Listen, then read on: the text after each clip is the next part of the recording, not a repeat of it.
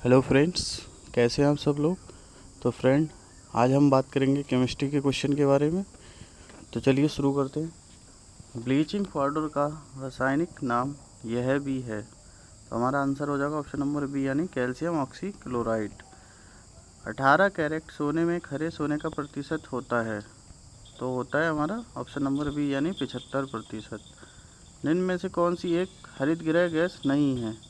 तो option number B, यानी कि नाइट्रोजन जो है हरित गृह गैस नहीं है। निम्नलिखित में कौन सा यौगिक संगमरमर का प्रमुख घटक है। तो ऑप्शन नंबर सी, यानी कि कैल्शियम कार्बोनेट। कौन सी धातु ठंडे पानी में प्रतिक्रिया नहीं करता लेकिन गर्म करने पर बाद से प्रतिक्रिया करता है। तो ऑप्शन नंबर बी, यानी कि एल्युमिनियम। कृत्रिम वर्षा के लिए प्रयुक्त किया जाता है। तो कृत्रिम वर्षा के लिए प्रयुक्त किया जाता है ऑप्शन नंबर सी, यानी कि सिल्वर आयोडाइड। 18 कैरेट सोने में तांबा या चांदी जैसी अन्य धातुओं का कितना प्रतिशत होगा। तो ये होगा हमारा ऑप्शन नंबर बी, यानी कि 25%। किस उद्देश्य से पोटेशियम ब्रोमाइड का प्रयोग किया जाता है। तो ऑप्शन नंबर सी, यानी कि फोटोग्राफी। निम्नलिखित में कौन सा विकल्प लेड का चिन्ह है। तो ऑप्शन नंबर बी, यानी पीवी। त्वरित चांदी निम्नलिखित में से किसका एक उत्पाद है। तो ऑप्शन नंबर सी, यानी पारे का उत्पाद है। पारद मिश्रण या अलगम कहलाने के लिए किसी मिश्रित धातु में किसका होना आवश्यक है। तो ऑप्शन नंबर डी, यानी कि पारे का। निम्नलिखित में से कौन सा तत्व तांबे को उसके यौगिकों से विस्थापित कर सकता है। तो ऑप्शन नंबर ए, यानी कि चांदी। सिलिकॉन क्या है। तो सिलिकॉन एक ऑप्शन नंबर ए, यानी कि उपधातु है। निम्नलिखित में कौन सी धातु सबसे अधिक आघातवर्धी होती है। तो ऑप्शन नंबर डी, यानी कि सोना और चांदी। निम्नलिखित में कौन सी धातु मानव ने सर्वप्रथम प्रयोग की। तो ऑप्शन नंबर बी, यानी कि तांबा जो है मानव ने सर्वप्रथम प्रयोग किया। बर्तन बनाने के लिए कौन सी निम्नलिखित मिश्र धातु का इस्तेमाल नहीं किया जाता है। तो ऑप्शन नंबर बी, यानी कि सौदेर, यानी कि सोल्डर। पीतल मिश्रण होता है। तो ऑप्शन नंबर डी, यानी कि जस्ता और तांबे का मिश्रण होता है।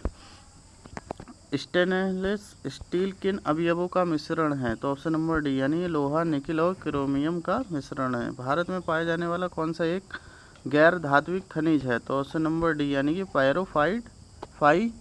फ्लाई जो हैगा भारत में पाया जाने वाला गैर धात्विक है। कार्नेलाइट किस धातु का अयस्क है। तो ऑप्शन नंबर ए, यानी कि पोटेशियम का। किसके प्रयोग के जरिए धातु की उच्च शुद्धता प्राप्त की जा सकती है। तो ऑप्शन नंबर डी, यानी विद्युत अपघटनीय न्यूनीकरण के द्वारा प्राप्त की जा सकती है। क्लेमाइन का एक अयस्क है। तो ऑप्शन नंबर सी, यानी कि जस्ता। एल्युमिनियम के सबसे महत्वपूर्ण अयस्क का नाम है। तो ऑप्शन नंबर ए, यानी कि बॉक्साइड। मोनोजाइंट किसका अयस्क है। तो ऑप्शन नंबर बी, यानी कि थोरियम का अयस्क है। मैग्नेटाइट है। मैग्नेटाइट तो ऑप्शन नंबर बी, यानी Fe3O4 मैग्नेटाइट होता है। निम्नलिखित में किस विकल्प में केवल थर्मोसेटिंग प्लास्टिक उपस्थित होते हैं। तो ऑप्शन नंबर डी, यानी कि बेकेलाइट एवं एम्पॉक्सी रेसिन में होते हैं। निम्न में से किस विकल्प का निर्माण काठ की कुंडी से प्रयुक्त किया जाता है। तो ऑप्शन नंबर डी, यानी कि रेयान से प्रयुक्त किया जाता है। सिंथेटिक फाइबर के संबंध में निम्नलिखित में कौन सा कथन गलत है। तो ऑप्शन नंबर सी, यानी कि ये प्राकृतिक रबर से कम टिकाऊ होता है। निम्नलिखित में कौन सा पदार्थ एक न चिपकने वाले बर्तन का सतह पर लेपित किया जाता है। तो ऑप्शन नंबर डी, यानी कि टेफलॉन। कृत्रिम सिल्क के रूप में कौन सा सिंथेटिक फाइबर जाना जाता है। तो ऑप्शन नंबर डी, यानी कि रेयान को जाना जाता है। निम्नलिखित में से थर्मोसेटिंग प्लास्टिक है। तो ऑप्शन नंबर डी, यानी कि पॉलिस्टर जो है थर्मोसेटिंग प्लास्टिक है। तो फ्रेंड, ये थे आज के क्वेश्चन हमारे। आई होप आपको पसंद आए होंगे। अगर पसंद आए तो वीडियो को लाइक कीजिए, शेयर कीजिए। मिलते हैं नेक्स्ट वीडियो में, तब तक के लिए धन्यवाद।